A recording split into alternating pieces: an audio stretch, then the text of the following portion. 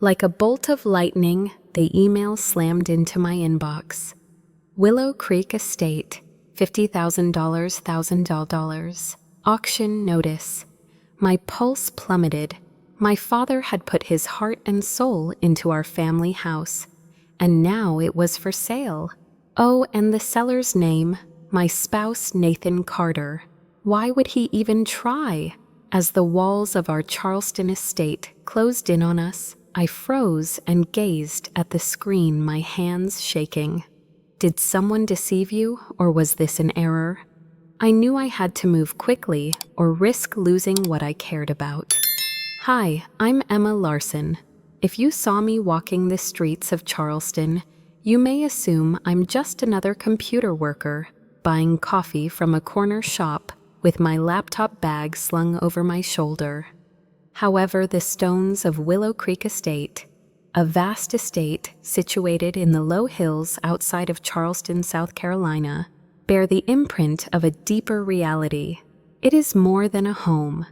It is the embodiment of my father's hopes, dreams, and legacy, an historical site spanning 15,000 square feet, adorned with ivy-draped limestone walls, secret magnolia gardens, and a dazzling lake that captures the sunlight like a masterpiece.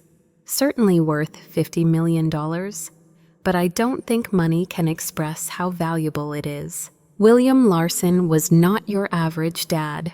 He was a brilliant architect who brought skyscrapers to life in places like Atlanta and Miami, but his crowning achievement was Willow Creek. He painstakingly laid each beam by hand and spent 12 years designing and constructing each arch. "Emma, this isn't a mansion," he said, his calloused fingertips tracing the wood paneling as he stood in the grand hall. I can still picture him saying it. "Feels like home, constructed with affection, not wealth." His voice was unwavering like the low country tides, and I took his word for it. Margaret Larson. My mother was the ideal counterpoint to him. Budgets would be lyrical if she were to teach economics at a small college. Even though she was uninterested in diamond rings and silk outfits, her talks on budgeting, investing, and living frugally would brighten anyone's day. While her spectacles drooped down her nose, she sat at our kitchen table and said to me, "Emma, wealth isn't what you own, it's how you live." She put that philosophy into practice by lovingly preparing my lunches and taught me the importance of working hard for what you want. I had the opportunity to be the spoiled brat growing up in Willow Creek, but my parents had other ideas. I went to public school where I wore cheap sneakers, ate peanut butter sandwiches, and took the bus. That was my parents' idea. The estate's vaulted ceilings and the lake, where I would playfully skip stones at sunset, were mysteries to my companions. It was just the way I loved it. Instead of the privileged girl from the hill, I want to be Emma. Always remember what my mom said, "Let people see who you are, not where you live." Willow Creek had a profound impact on my life. I learned humility in its serene corridors. I learned patience in its gardens. The unwavering principles instilled in me by my parents also taught me that one's character is the most valuable asset. Reality, though, has a way of putting such teachings to the test, doesn't it? And before long, I would discover that the most solid bases may give way to unscrupulous individuals. I discovered my passion for photography when I was 11 years old. Not the staged type lit by artificial light, but the natural splendor of the marshes and moss-covered trees in Charleston. A real camera, not a toy, was what I pleaded with my parents for. Margaret remained unfazed. Her expression was one of pure joy as she asked Emma, "Emma, would you like to earn it yourself?" Deserve it. How innocent I was. I wanted to show her I could, but her tone was unyielding. She started me working. Every morning when I soaked my sneakers in dew, I watered the magnolia beds at Willow Creek. I sneezed as I sorted through my father's architectural books and dustied his library in the afternoons. One evening, I assisted my mom in organizing her old lecture notes. I kept a little money in a tin box beneath my bed for each task I completed. Sweaty labor missed playdates and hurting arms required 5 months. I felt like a conqueror the day I counted out enough for the camera. I'll always remember entering the electronics store with my tin box tightly gripped. I proudly gave over every money, even though the cashier arched an eyebrow. My first photograph was taken that evening of the lake at Willow Creek at sunset. It was a golden hue. William, my dad, viewed the photo and beamed. "This camera isn't just a tool," he whispered to Emma. "Take this as a lesson. This moment was built by you, not by your surname." The waves of Charleston and my wildest childhood fantasies were both immortalized by my trusty camera. More importantly, though, I learned what my parents had foreseen, that nothing compares to the satisfaction of having your own hard-earned money. "Emma, this house will be yours one day," my father would declare from the estate's balcony while crossed-armed. "But you must not allow it to completely control you." Those words resonated with me like roots in the low-country soil, even though I was too young to fully understand their significance at the time.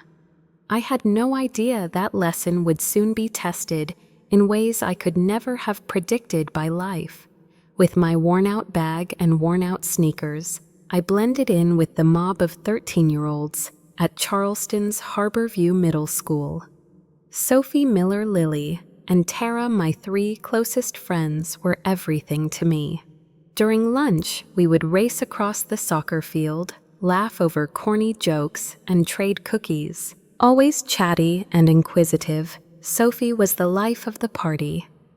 Emma would throw her wavy hair around and inquire, "Is it true that your house has a secret library? Perhaps an opulent swimming pool?" I would simply shake my head and give a half smile. I aspired to blend in. I yearned to be the Emma who shared chips with them, not the one from Willow Creek Estate. Keeping my family's fortune under wraps was a top priority of mine. That was something that my parents, William and Margaret, instilled in me from a young age. "Don't let money define you," my mom would write on the note she would use to prepare my lunch. So I refrained from boasting about the estate's limestone arches or the lake that reflected the sun at sunset. That was only a house, not a sign of wealth to me. The problem is that secrets always seem to find a way out. In addition, Sophie's inquiries were like an unmovable spotlight that I could never escape. With her piercing eyes, Sophie leaped over one spring day when recess was in session. "Look at this, Emma." As a present from her parents for her birthday, she shoved a set of stylish wireless headphones into my hands. They were sparkly and pricey, exactly the type of things I would never desire. "Give 'em a little," she was adamant. Her smile was contagious, so I couldn't help but pause. I put them on, listening to the music clearly. My fingers shook as I returned them. There was a horrible crack when the earphones slid and slammed onto the concrete. My heart sank. Wires protruded like little veins from one smashed bloom. "I'm incredibly sorry, Sophie." I stumbled over my words. My expression exasperated. She held back tears despite trembling lips. As she picked up the pieces, she said, "It's fine." It wasn't fine according to her eyes. "I will resolve this," I confided. That night, I spilled the beans to my mom. With a firm stare, Margaret sat me down. The utilization of family funds to rectify errors is not an option. She said, "Emma, she hurt my feelings with her comments. yet I recognized her truth. I had no intention of relying on the financial resources of my family. I juggled a bunch of odd jobs for 3 weeks. The dusty aroma lingered on my clothing while I sorted books in the neighborhood bookstore. Avoiding spiderwebs, I swept the neighbor's porch. I put every dime inside the tin can that had previously held my camera. I was unconcerned about the blisters on my hands and the pain in my back. To Sophie, my parents, and even to myself, I was demonstrating something. At last, I snapped. I brought the headphones to a store downtown that fixes electronics, and the clerk assured me they would be as good as new. I was very proud of myself when I returned them to Sophie at school. I stated, "Here they're fixed." Still, Sophie remained expressionless. With a quiver in her lip, she inverted the earphones. "Was it fixed, or did you only purchase a low-quality imitation? It was audible to others," she said. I went completely still. "What know I?" She looked across at Lily and Tara before I could finish my explanation. "Emily has a ton of money." My chest constricted as I imagined she must think this is nothing. I had toiled away for weeks giving my everything, and now this next Sophie's razor-sharp voice dipped. "You most likely accidentally broke them, didn't you?" For the sake of highlighting, the rumor had spread by the next day. Rumors circulated among the students as follows. Emma flexed her money by smashing Sophie's earbuds. She then swapped them for fakes. The 2 girls, Lily and Tara, looked away from me the whole time. Sophie had crafted a tale and the students devoured it. My throat tightened with embarrassment as I felt engulfed in gaze. To them, I was no longer wealthy Emma. I was a con artist and an elitist. Unexpectedly, the treachery sliced into me like a splinter. Assuming they would take care of it, I informed my folks. William, my dad, nevertheless sat quietly and listened with his arms folded. "The truth doesn't have to be shouted out." "Emma," he stated with a steady but determined tone. He came to school with me and took a rare day off from work. All it needs is to stand. He presented the following documents to the principal: the receipt for the repair, the warranty, and a note from the repair business certifying the authenticity of the earphones. Angry and accusatory free. Simple facts. According to him, his daughter made it right after making a mistake. She is that way. Without a word from the principal, Sophie was sent to confinement for a week for disseminating falsehoods. Apologies were whispered by Tara and Lily, but it was too late. Their companionship was no longer something I desired. My headphones, which I had won many years ago, became my sole companion while I ate lunch alone. That pair that Sophie had broken in a drawer in Willow Creek, I preserved them. Rather than a prize, it will serve as a constant reminder. Be careful who you trust. Some individuals will look at your bank account, but not your soul. I still remember my dad's remarks from that day. We were leaving the school when he placed his hand on my shoulder. "Emma," he murmured, "don't let their lies define your worth." I nodded, but the pain remained a subtle mark. Protecting my emotions was something I had finally mastered, I thought. Years down the road, though, I'd learn that the people you care about the most might be the ones who betray you, and that the secret betrayal hurts much more. My anchor seemed to have been located when I was 35 years old. At an Atlanta tech convention, I met a public relations specialist named Nathan Carter. While I was talking about cybersecurity, he sat in the 4th row and stared at me with his piercing blue eyes. "How do you weigh the benefits of digital convenience against the danger of becoming lost in them?" he inquired after my presentation. It wasn't an arrogant query. It was genuine and inquisitive. that was nice. His humor was contagious, and his thoughts were insightful as we conversed for hours over coffee. My family's fortune and my last name were irrelevant to Nathan. So the thinking went. First we texted, then we called, and eventually we would sneak out on weekends to go hiking in the Blue Ridge.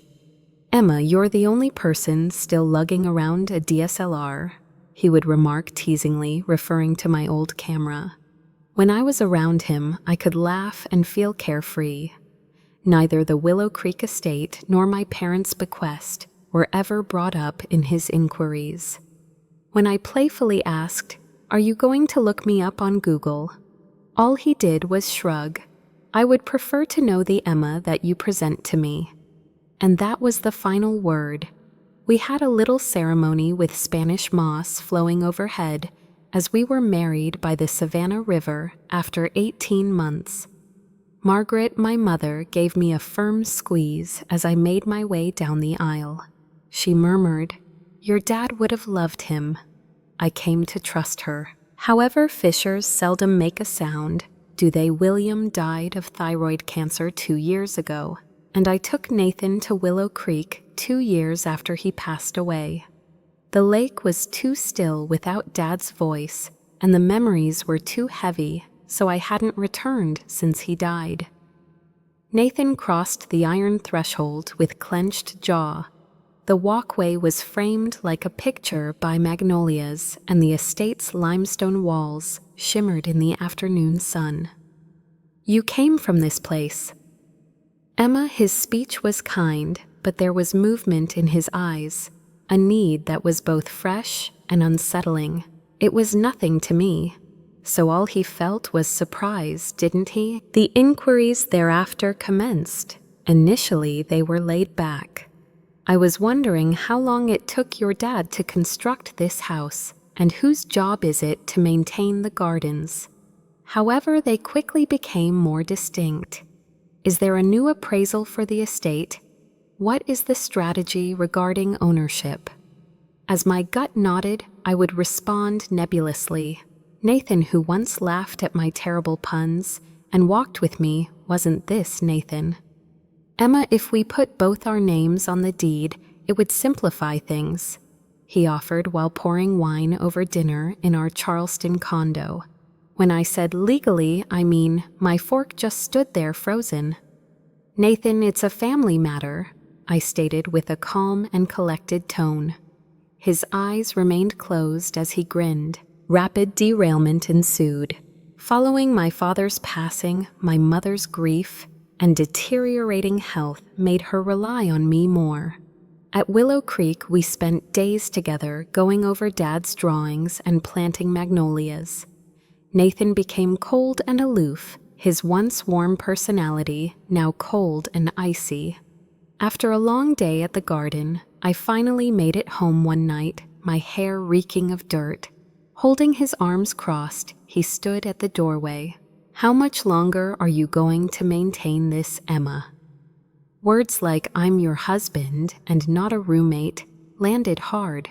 The words "I'm supporting my mom" came out of my mouth with a whisper. "Are you oblivious to that?" He only gazed. "We also rely on you in our marriage. Instead, I am important." I wished I could yell slap him and track down the man I had wed, though uncertainty began to creep in. Was he being ignored by me? Did I err? Then the email that broke everything came. I was getting ready for a meeting on cybersecurity when I felt a ping on my phone. The Willow Creek Estate is being sold at auction for $50,000. Opening it made my hands quiver. Nathan's signature was found scribbled on a transfer form indicating that he was the vendor. My eyesight became hazy. Is he sexy? He had no right to touch the estate because it belonged to my father and our family. Despite the eerie quiet of the condo, I went up to him that night.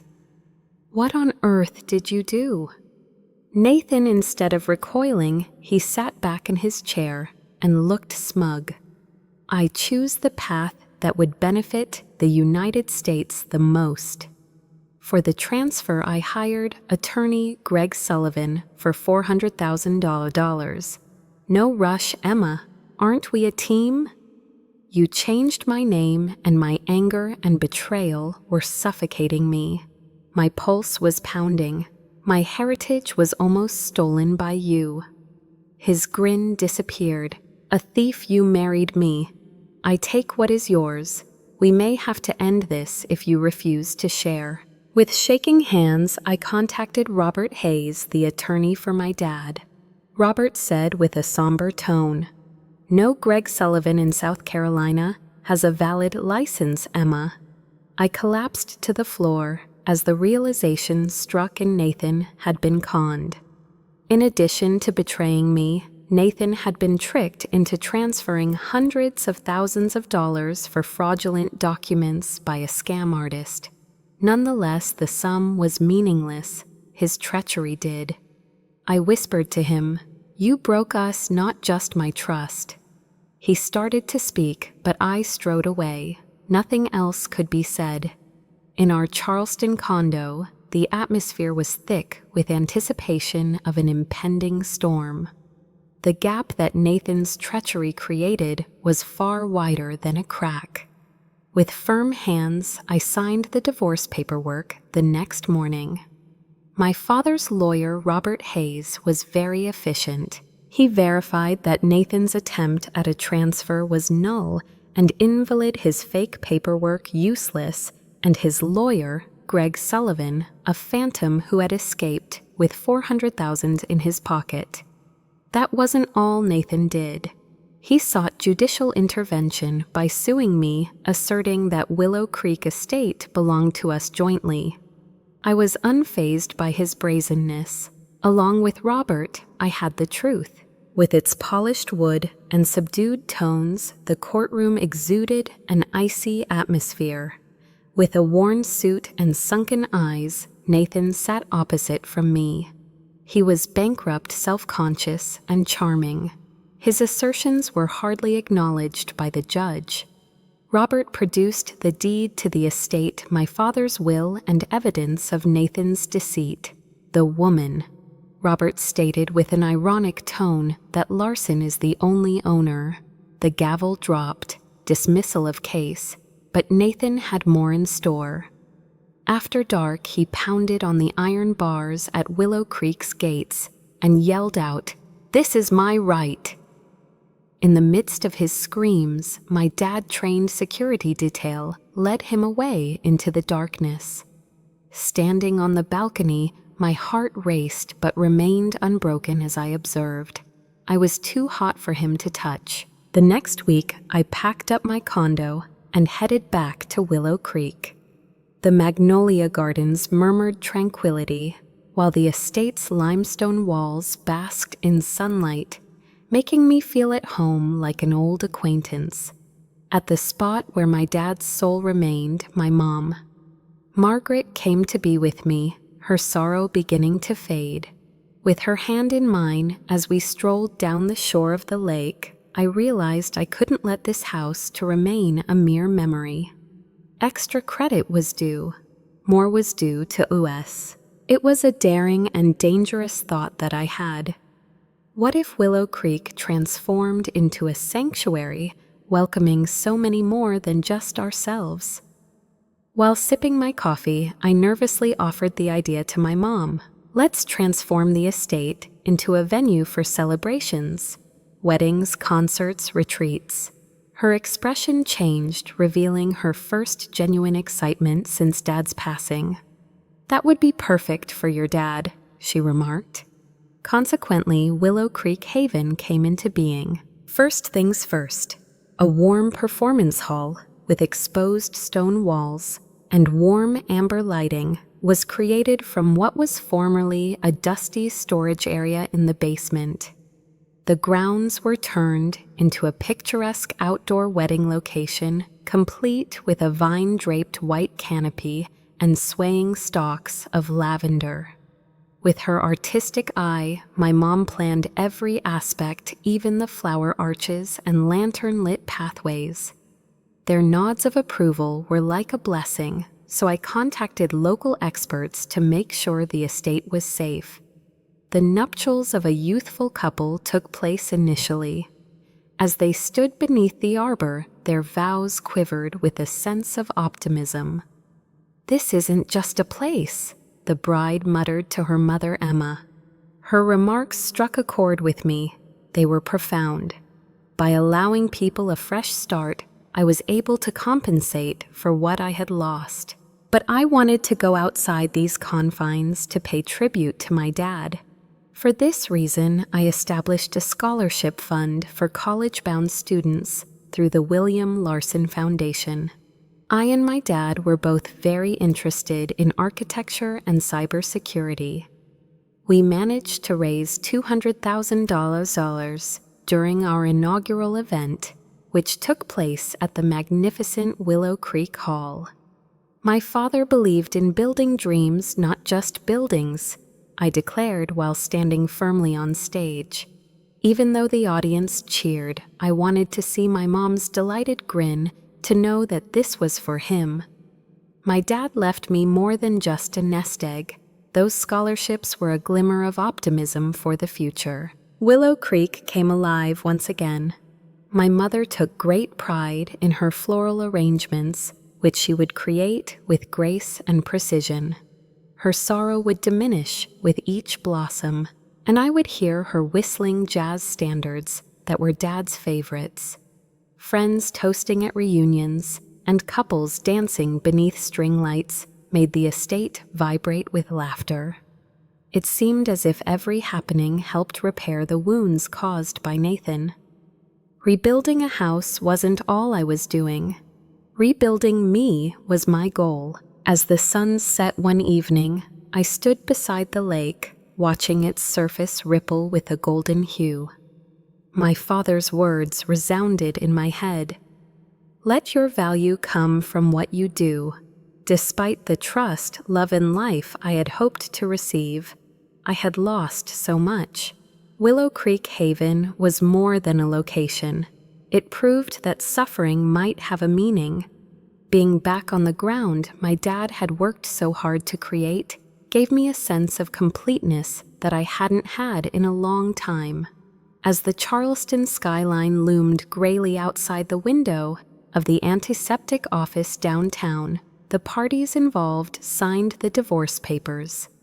Dark rings around Nathan Carter's eyes as he sat across from me, his hands trembling. Someone little and vanquished had taken the place of the guy whose wit had once enchanted me. He remained calm and collected. He silently scribbled his name and departed. Standing up, I spoke in a low but determined tone. That wasn't a want for Nathan's redemption. It was a wish for the stranger he had become. As I stepped out, the burden of 2 years dissipated like the Savannah River's fog. I found my groove again at Willow Creek Estate. After being burdened by sorrow, the house now buzzed with activity. Margaret, my mom, started painting, and soon her canvases were filled with low-country sunsets and magnolias. At twilight, we would have sweet tea on the porch, while the scent of jasmine wafted through the air. Willow Creek Haven, the estate, had transformed from our humble abode into a haven of love and fresh starts. The sound of couples laughing reverberated over the lake as they exchanged vows beneath the garden arbor. My father William had constructed these walls, and now they were being woven into the tales of the families who had gathered in the music hall.